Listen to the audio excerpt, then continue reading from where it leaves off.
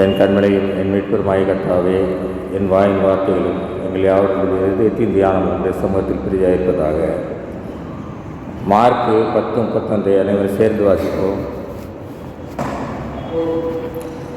ஆகிலும் முந்தினோர் அநேகர் பிந்தினோராயும், பிந்தினோர் அநேகர் முந்தினோராயும் இருப்பார்கள் என்றார். இந்த வசனத்தின் பிரகாரம் நான் பார்த்தோம் என்றால், நாம் இந்த காலத்தில் எப்படி இருக்கிறதுக்காக விரும்புகிறோம்? முதலாவதாக இருக்க வேண்டும் என்று விரும்புகிறோமா? நான் திரும்ப இன்னும் இருக்கிற நிலைமையை தாண்டி மேலே மேலே செல்ல வேண்டும் என்று விரும்புகிறோமா? அல்லது மிகப்பெரிய மதிப்புள்ளவனாக இருக்க வேண்டுமா என்று நாம் எப்படி விரும்புகிறோம்? எல்லாருமே மதிப்புமிக்க பெரியவங்களாக ஆகணும்னு தான் விரும்புவோம், இல்லையா? ஆனால் ஆண்டவர் என்ன சொல்கிறார்? முதலில் இருப்பவர்கள் பலர் கடைசியாகவும், கடைசியில் இருப்பவர்கள் பலர் முதலில் இருப்பார்கள். பரலோக ராஜ்யத்திற்கு முந்தினோராய் முதலாவதாக செல்ல வேண்டும் என்று இருப்பவர்கள் பிந்தினோராயும், நம்மளால் போகிறதுக்கு முடியாது, லேட்டாக தான் போவோம் அப்படின்னு சொல்லி பிந்தினோராக இருப்பவர்கள் முந்தினோராயும் இருப்பார்கள் அப்படின்னு சொல்கிறார். நாம் இப்போ முந்தின நிலைமையில், அதாவது நம்ம சந்தோஷமாக இருக்கிற மாதிரி காட்டுகிறோம். மனசுக்குள்ளே எவ்வளோ வழிகள் இருக்கலாம், எவ்வளோ போராட்டங்கள் இருக்கலாம். ஆனால் எல்லாவற்றையும் மறைத்துவிட்டு என்ன பண்ணுறோம்? ஒரு பகட்டான வாழ்க்கையை வாழ்ந்து கொண்டே இருக்கிறோம். இந்த குறிப்பிட்ட வசனமானது ஒரு பணக்கார இளைஞன் ஆண்டவரிடத்தில் என்ன சொல்கிறான்? நான் நித்திய ஜீவனை பெற்றுக்கொள்ள நான் என்ன செய்ய வேண்டும் என்று கேட்கிறார். அப்பொழுது ஆண்டவர் என்ன சொல்லுகிறார்? கற்பனைகளெல்லாம் சொல்லி இதெல்லாம் நீ கடைப்பிடிக்கிறாயா அப்படின்னு, நான் சிறு வயது முதலே கடைப்பிடிக்கிறேன் என்று சொன்னான். ஆனால் ஆண்டவர் இயேசுவை அவன் பின்பற்றவில்லை. ஆண்டவர் சொன்ன வார்த்தைகளை அவன் பின்பற்றவில்லை. ஆண்டவருடைய வார்த்தை என்ன? உன்னிடத்தில் அன்பு கூறுவது போல அனைவரிடத்தில் அன்பு கூறுவாயாக என்பதே ஆண்டவர் சொன்ன கட்டளை. ஆனால் இவன் ஆண்டவர் என்ன சொல்லுகிறார்?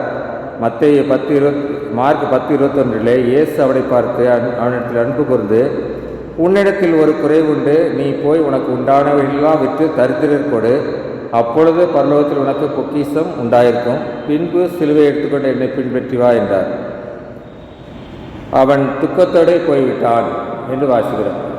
அவனிடத்தில் இருக்கிற சொத்து, அவன் பெரிய பணக்காரன் இருப்பதனால் அவனுடைய ஐஸ்வர்யத்தையெல்லாம் விற்று தரித்திரர் கொடு, அதாவது அன்பாக கொடு அப்படின்னு ஆண்டவர் சொன்ன உடனே அவன் என்ன பண்ணுறான்? துக்கத்தோடு சென்று விடுகிறான். ஆண்டவரிடம் அவன் நித்திய ஜீவனை பெற்றுக்கொள்ள விரும்பினான். ஆனால் துக்கத்தோடு திரும்பி சென்று விட்டான். ஆண்டவர் பணக்கார இளைஞனை பார்த்து சொன்னார், உன்னிடத்தில் இருக்க எல்லாத்தையும் விற்றுவிட்டு வா அப்படின்னு சொன்னார். அதே கேட்ட பேதுரு பக்கத்தில் இருந்துட்டு என்ன சொல்கிறான்? நாங்கள் எல்லாவற்றையும் விட்டு வந்தோமே, எங்களுக்கு என்ன கிடைக்கும்? மார்க் 10:28 வாசிப்போம். 10:28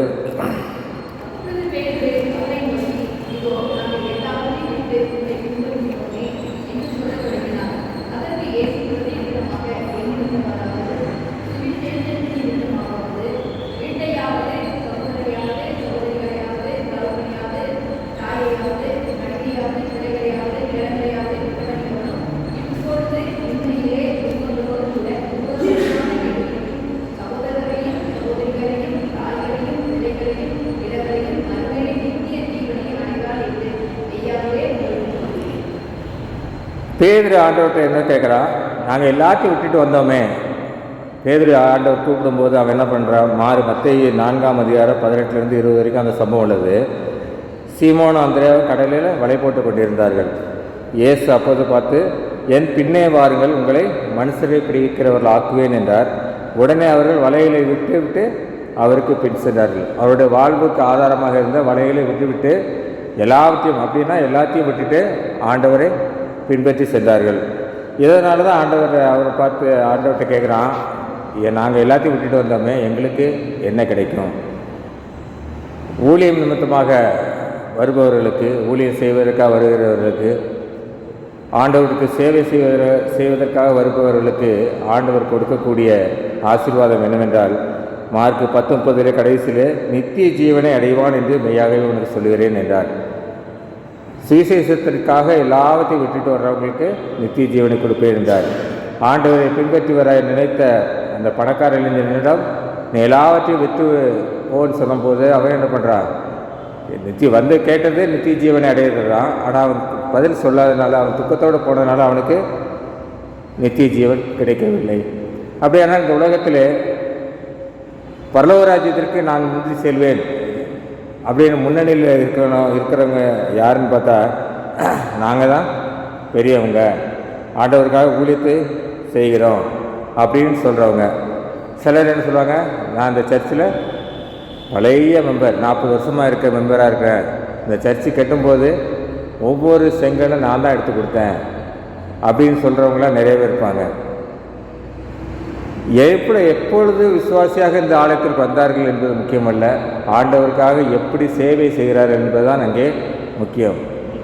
விசுவாசிகள் தான் அப்படி இருக்காங்கன்னா, சில ஊழியர்கள் என்ன பண்ணுவாங்க, நாங்கள் இத்தனை வருஷமாக ஊழியம் பண்ணுறோம், ஆண்டவருக்காக 18 வருஷம் 20 வருஷம் 20 வருஷம் பண்ணுறோம் அப்படின்ற அகந்தை அவர்கள் மனதிலே தோன்றும் பொழுது ஆண்டவர் அதை வெறுக்கிறார். சிலர் என்ன பண்ணுவாங்க, நான் மிகப்பெரிய பணக்காரன், ஆனால் ஊழியத்துக்காக வந்துட்டேன், ஊழியம் நான் 20 வருஷமாக 30 வருஷமாக பண்ணிகிட்ருக்கிறேன், காடு மேடெல்லாம் அலைஞ்சு பண்ணேன், இப்போ இங்கே வந்திருக்கிறேன். அந்த மனதில் தோன்றக்கூடிய அகந்தை தான் ஆண்டவர் வெறுக்கிறார். இந்த சுவாபம் எப்படி ஏற்பட்ட சுவாபம் என்றால், இந்த ஆயக்காரன் பரிசேயன் போய் பரிசேயன் ஜெபம் பண்ணும்போது சொன்ன வார்த்தையை போல உள்ளது. லூக்கா 18:11 பரிசேயன் என்று, தேவனே, நான் பரிகாரர், அநியாயக்காரர், விபச்சாரக்காரர் ஆகிய மற்ற மனுஷரைப் போலவும் இந்த ஆயக்காரனைப் போல இல்லாதனால் உம்மை ஸ்தோத்திரிக்கிறேன் என்று சொன்னான். அவன் என்ன பண்ணுறான், மற்றவங்களை கம்பேர் பண்ணிவிட்டு நான் அவங்கள விட நல்லா பண்ணுறேன், என்னோடய ஊழியம் எப்படிப்பட்ட தெரியுமா, நான் பிரசங்கம் பண்ணால் நிறைய பேர் கூட்டம் வருவாங்க, என்னையை விட்டால் இந்த சர்ச்சை ஆள் கிடையாது, என்னை இந்த சர்ச்சில் விரும்பி கூப்பிட்றாங்க, என்னை ஊழியத்துக்கு வெளிநாட்டுக்கெல்லாம் கூப்பிட்றாங்க, அப்படி சொல்லக்கூடிய ஊழியக்காரர்கள் நிறைய பேர் இருக்காங்க. ஆனால் அது என்ன கருதுன்னா, மற்றவர்களை கம்பேர் பண்ணுவது, இந்த பரிசேயனை போல கம்பேர் பண்ணுவது. இப்படிப்பட்ட அகந்தை தேவன் என்ன செய்கிறார் என்றால், லூக்கா 1:51 தம்முடைய புயத்தினாலே பராக்கிரமம் செய்தார், இருதய சிந்தையில் அகந்தை உள்ளவர்களை அவர் சிதறடித்தார். இருதயத்திலே அகந்தை இருந்ததுன்னா ஆண்டவர் என்ன பண்ணுறாரு, அவர்களை சிதறடித்து போவார். என்னதான் ஊழியம் பண்ணாலும் மனதிலே அகந்தை காணப்படும் பொழுது ஆண்டவருடைய நித்திய ராஜ்யத்திற்கு பிரவேசிப்பது, அவர்கள் என்னதான் முந்தினவராக இருந்தாலும், சபையில் நாங்கள் விசுவாசி ஓல்டு மெம்பர் என்று சொன்னாலும், இல்லை கமிட்டியில் நான் இத்தனை வருஷம் இருக்கிறேன் அப்படின்னு சொன்னாலும், ஆண்டவர் அதை விரும்புகிறார்கள். ஆண்டவருக்காக என்ன செய்கிறார்கள் என்பதைத்தான் ஆண்டவர் விரும்புகிறார். அவர்கள் தான் முந்தினவராக இருந்தாலும் அவர்கள் தங்களுடைய வாழ்வை சரி செய்யவில்லை என்றால் அவர்கள் பிந்தினவராய் மாறிவிடுவார்கள். சரி, கடைசியில் ஆண்டவருக்காக தாழ்மையோடு காணப்படுகிறவர்கள், பிந்தினவராய் காணப்படுகிறவர்கள் என்ன பண்ணுவாங்க அப்படின்னா, அவர்கள் மிகுந்த தாழ்மையோடு இருப்பார்கள், ஆயக்காரனை போல தாழ்மையோடு இருப்பார்கள், தேவனை சார்ந்தவர்களாக இருப்பார்கள், விசுவாசம் கொண்டவர்களாக இருப்பார்கள். லூக்கா 18:13-14 வாசித்தோம் என்றால், ஆயக்காரன் தூரத்தில் என்று தன் கண்களை வார்த்தைக்கு ஏறெடுக்க துணியாமல் தன் மார்பிலே அடித்து கொண்டு, தேவனே, பாவியாகி என் மேல் கிருபையாயிரும் என்றான். அவனல்ல, இவனே நீதிமானாக்கப்பட்டவனாய் தன் வீட்டுக்கு திரும்பி போனான். எப்போ வந்தோம் ஊழியத்துக்கு, இல்லை எப்போ வந்தோம் சர்ச்சுக்கு அப்படின்றது முக்கியமில்லை, நம்மிடம் காணப்பட வேண்டியது தாழ்மை காணப்பட வேண்டும். ஆயக்காரனை போல மனசு உடைந்து பாவியாக என்மேல் இரக்கமாய் கிருபையாயிரும் என்று கேட்கிறவர்கள நாம் காணப்பட வேண்டும். அவன் வானத்துக்கு நேராக கூட தன் தலையை உயர்த்த விருப்பம் இல்லாமல் மிகுந்த மனத்தாழ்மையோடு இருக்கிறான். முந்தினவராயிருந்த ஐஸ்வர்யவான் நித்திய ராஜ்யத்தை அடையவில்லை. ஆனால் இந்த பிந்தினவராயிருந்த ஆயக்காரன் பரலோக வாழ்வின் வாக்கியத்தை அடைந்தான். இதை சொல்லிகிட்டு இருக்கும்போது ஒரு சின்ன கதை ஒன்று ஞாபகம் வருது. ஒரு ஸ்கூலில் நிறைய ஸ்டூடெண்ட் படிச்சுட்டு இருந்தாங்க. அதில் ஒரு பையன் எப்போவுமே ஃபஸ்ட் ரேங்க் தான் எடுப்பான். அவன் என்ன பண்ணான், ரொம்ப கர்வமாக இருப்பான். அதாவது என்ன மாதிரி படிக்கிறதுக்கு யாருமே கிடையாது, எனக்கு எல்லாமே தெரியும் அப்படின்னு இருப்பான். ஆனால் இந்த சராசரி ஆவரேஜாக இருக்க ஸ்டூடெண்ட் என்ன பண்ணுவான், அவன் மிகுந்த மனத்தாழ்மையோடு எல்லாரோட அன்பாய் பழகி தனக்கு தெரிந்ததையெல்லாம் மற்றவர்களுடைய சொல்லிக் கொடுக்குறவனாக இருப்பான். அப்படிப்பட்ட ஒரு சுபாவம் உள்ளவன். ஃபஸ்ட் ரேங்க் எடுக்கிறவன் கர்வமாக இருப்பான், என்னால் எல்லாமே சாதிக்க முடியும் அப்படின்னு. ஆனால் இந்த ஆவரேஜ் ஸ்டூடெண்ட் என்ன பண்ணுவான், எல்லாரிடம் அன்பாக இருந்து அவனுக்கு தெரிஞ்சதெல்லாம் மற்றவங்களுக்கு சந்தேகம் கேட்டாங்கன்னா சொல்லி கொடுப்பான். பப்ளிக் எக்ஸாமில் ரிசல்ட் வருது, முதல்ல இந்த ஃபஸ்ட் ரேங்க் எடுத்தவன் எல்லாம் எனக்கு தெரியும் அப்படின்னு சொல்லி சரியாக படிக்காம விட்டதுனால அவன் பரீட்சையிலே தோல்வி அடைந்து போனான். ஆனால் இந்த ஆவரேஜ் ஸ்டூடெண்ட்டு தான் மற்றவர்களுக்கு சொல்லிக் கொடுத்து அவனோட மெமரியில் அதிகமாக ஏறினால அவன் நல்ல மதிப்பெண் பெற்று நல்ல நிலைமையில் இருந்தான். நாம் கூட இந்த காலத்தில் நிறைய என்ன பண்ணுறோம், எனக்கு எல்லாம் தெரியும், எனக்கு எல்லா அட்மினிஸ்ட்ரேஷனும் தெரியும், உலக விஷயங்கள் எல்லாமே தெரியும் அப்படின்னு சொல்லி நம்ம என்ன பண்ணுறோம், அகந்தை உள்ளவர்களாக இருக்கும்பொழுது அங்கே கடைசியில் இந்த மாணவனைப் போல நாம் தோல்வியடையக்கூடிய சூழ்நிலையில் காணப்படுவோம். ஏனெனில் தாழ்மை தான் எப்பொழுதுமே நல்லது, தாழ்மையுள்ளவர்கள் உயர்த்தப்படுவார்கள் என்று நாம் வேதத்திலே வாசிக்கிறோம். எனவே நாம் தாழ்மையை கொண்டவர்களாக காணப்பட வேண்டும். ஆனால் இந்த உலகத்தில் என்ன பண்ணுறாங்க, தாழ்மையாக இருக்கிறவெல்லாம் சரி அவன்லாம் அவனை யாருமே மதிக்கிறது இல்லை, என்ன திட்டினாலும் வாங்கிட்டு போகிறான்னா அவன் அப்படி சொல்லுவான். ஆனால் ஒரு பெரிய பணக்காரன் வராரு அப்படின்னா முதல் சீட்டில் உட்காரணும்னு நினச்சா முதல் சீட்டை நம்ம கொடுத்துருவோம். ரெகுலராக நான் இந்த இடத்துல தான் உட்காருவேன் அப்படின்னு சொல்கிறவங்களாம் இருக்கிறாங்க, அந்த இடத்துலலாம் நம்ம உட்கார வச்சிடறோம். ஆனால் ஆண்டவர் விரும்புகிற உயர்ந்த வாழ்க்கை அல்லது அவரை விரும்புகிற நல்ல வாழ்க்கை என்னவென்றால் ஆண்டவருக்காக சேவை செய்யும் மனப்பான்மையுடன் ஆலயத்திற்குள்ளாக வர வேண்டும். ஆண்டவர் மத்தேயு 20:28 வாசிப்போம். மத்தேயு 20:28.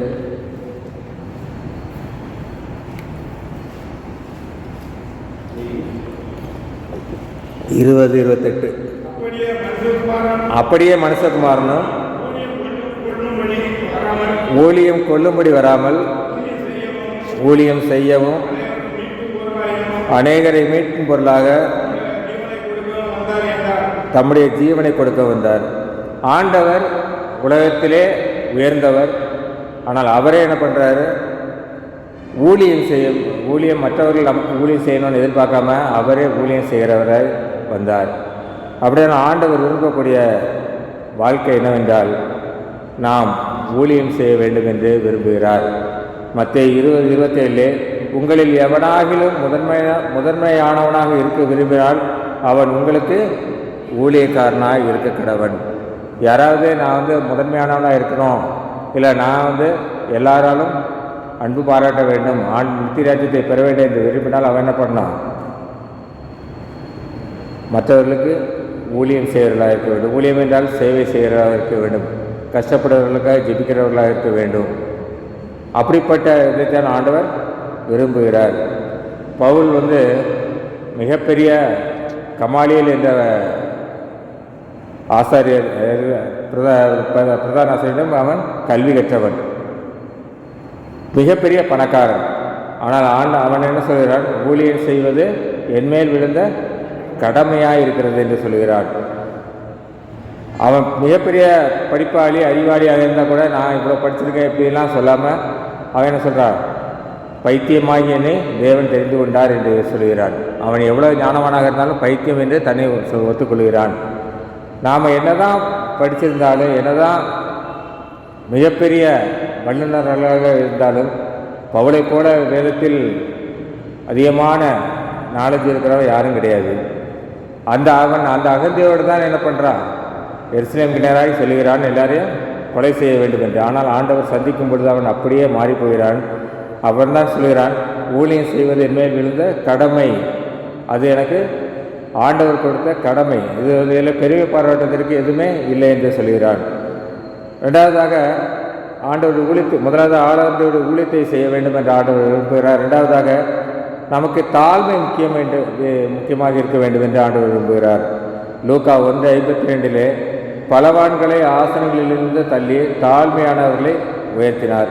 நாம் எப்பொழுது தாழ்மையுடையவர்களாக காணப்படுகிறோமோ அப்பொழுது ஆண்டவர் நம்மை உயர்த்துகிறவராக இருக்கிறார். எவ்வளோ பெரிய பலசாலியாக இருந்தாலும் எல்லா விதத்திலும் பலவான்கள் இந்த ஊழியத்தை பாத்தியத்திலும் சரி, இல்லை ஆலயத்துக்கு சேவை செய்வதிலும் சரி, என்னை விட்டு ஆள் கிடையாது அப்படின்னு சொல்லி நான் தான் மிகுந்த பலசாலி என்று சொல்லுகிறவர்களை அவர் ஆசனங்களிலிருந்து தள்ளிவிட்டு தாழ்மையோடு இருந்து ஊழியம் செய்கிறவர்களை ஆண்டவர் உயர்த்துகிறார்.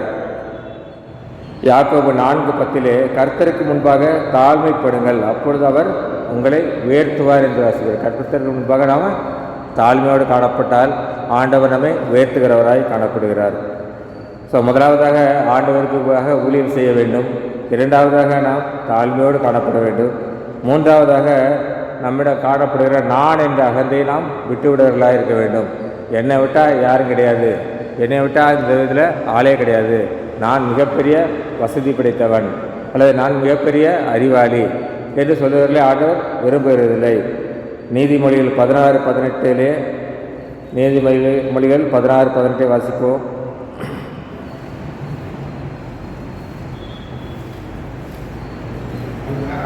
நீதிமொழிகள் 16:18 அழிவுக்கு முன்னானது அகந்தை, விடுதலுக்கு முன்னானது மனமேட்டிமை. அழிவுக்கு முன்னானது அகந்தை. அகந்தை உள்ளவர்களுக்கு அழிவு தான் கடைசியில் கிடைக்கக்கூடிய ரிசல்ட். கீழே விழுவதற்கு முன்னானது மனமேட்டிமை.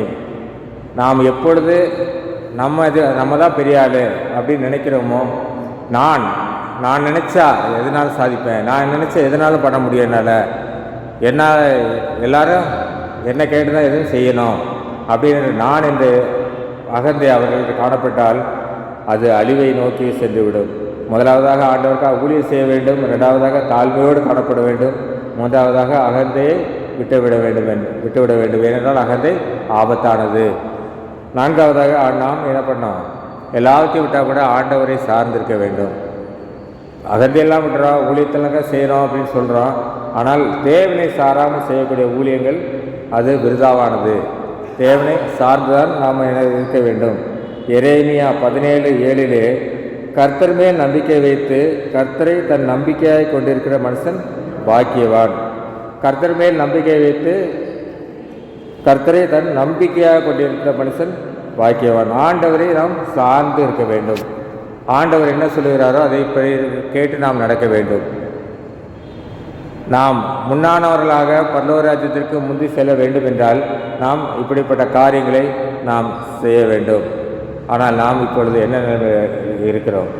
உலகத்தை சார்ந்தவர்களாக இருக்கிறோமா அல்லது தேவனை சார்ந்தவர்களாக இருக்கிறோமா என்பதை நாம் சிந்தித்து பார்ப்பதற்காக தான் இந்த 2 நாட்கள் நமக்காக கொடுக்கப்பட்டுள்ளது. தாழ்மை கொண்ட வாழ்க்கை வாழ்ந்தால் தேவன் நம்மை உயர்த்துகிறார். அநேகர் முந்தினவராக இருந்தாலும் தாழ்மை அவரிடம் இல்லை என்றால் அல்லது ஊழிய சிந்தை இல்லாமல் இருந்தால், அவரிடம் அகந்தை காணப்பட்டால், அவர்கள் தேவனை சாராதிருந்தால் அவர்கள் நித்திய ராஜ்யத்திற்குள்ளாக முந்தினவராய் செல்ல முடியாது. ஆனால் கிறிஸ்தவர்களாக மாறி ஆண்டவரை விசுவாசித்தவர்கள் கடைசி நேரத்தில் உள்ள வந்தாலும் அவர்களுக்கு முந்தினவராய் நித்திய ராஜ்யத்திற்குள்ளாக அடைவார்கள். எனவே நாம் தாழ்மையோடு தேவ காரியங்களில் ஈடுபட்டால் நாம் எப்பொழுதும் ஆண்டவரிடம் வந்தோம் என்பதல்ல, எப்படி சேவை செய்கிறோம் என்பதை பொறுத்தான் தேவனுடைய ராஜ்யத்தில் முந்தினவராக இருப்போம். சிலுவையில் அறப்பட்ட கல்லணியில் ஒருவன் கடைசி நேரத்தில் மிகுந்த மனத்தாழ்மையோடு ஆண்டவர் வேண்டிக் கொண்ட போது அவன் பரதேசிகளாக புகுந்தான். அவன் ஒருவேளை எவ்வளோ பேர் ஆண்டவர் வாழ்ந்த காலத்திலே பரிசேயர்கள் வேதபாரர்கள் இருந்தாலும் அவர்களால் பரதேசிக்குள் செல்ல முடியாமல் போனது. ஆனால் கடைசி நேரத்தில் தாழ்மையோடு ஆண்டவரை வேண்டிக் கொண்ட தேவனை சார்ந்த அந்த கல்லன் என்ன பண்ணான், பரலோக ராஜ்யத்தில் சென்று நித்திய ராஜ்யத்தை அடைந்தான். எனவே நாமும் கூட ஆண்டவருக்கு ஊழியம் செய்ய வேண்டும், ஆனால் தாழ்மையோடு செய்ய வேண்டும். சேவை மனப்பான்மையோடு இருக்க வேண்டும். நம்மிடம் அகந்தை காணப்படக்கூடாது. எல்லாவற்றிலும் ஆண்டவரை சார்ந்தே நாம் செய்ய வேண்டும். ஆண்டவர் என்ன சொல்லுகிறாரோ அதன்படி நாம் செய்ய வேண்டும். அப்பொழுதுதான் கர்த்தர் நம்மை முந்தினோராய் மாற்றி, நாம் எவ்வளவு பிந்தினோராக இருந்தாலும் நம்ம முந்தினோராய் மாற்றி நித்திய ராஜ்யத்துக்குள் நம்மை அழைத்து செல்வார் என்பதில் எந்த விதமான ஐயமில்லை. நாம் தலையில் தாழ்த்தி ஜெபிப்போம். எங்களை நேசிக்கிற அன்பின் பரலோக பிதாவே, வானாதி வானங்களுக்கு மேலாக உயர்ந்தவரே, நீர் எங்களுக்காக மனுஷ ரூபம் எடுத்து வந்தீரப்பா. தாழ்மையின் ரூபம் எடுத்து வந்தீர். எங்களுக்காக ரத்தம் சிந்தினீர். எங்களுக்காக நீர் பாடுபட்டீர். ஊழியத்தின் நிமித்தமாக நீர் அநேக இடங்களுக்கு சுற்றி திரிந்தீர். எல்லா நேரத்திலும் ஆண்டவரே உண்மையே சார்ந்திருந்தது. நாங்களும் உம்மை போல மாறி எங்களிடம் காணப்படுகிற எல்லா துர்க்குணங்களையும் விட்டுவிட்டு ஆண்டவரை உம்மை சார்ந்து உமக்காக ஊழியம் செய்ய தாழ்மையோடு இருக்க கர்த்தர் கிருபை செய்வதை ஜெபிக்கிறோம். நீர் அவ்வாறு செய்ய போவதற்காக நன்றி செலுத்துகிறோம். இயேசுவின் மூலம் ஜெபிக்கிறோம் ஜீவனுள்ள பிதாவே.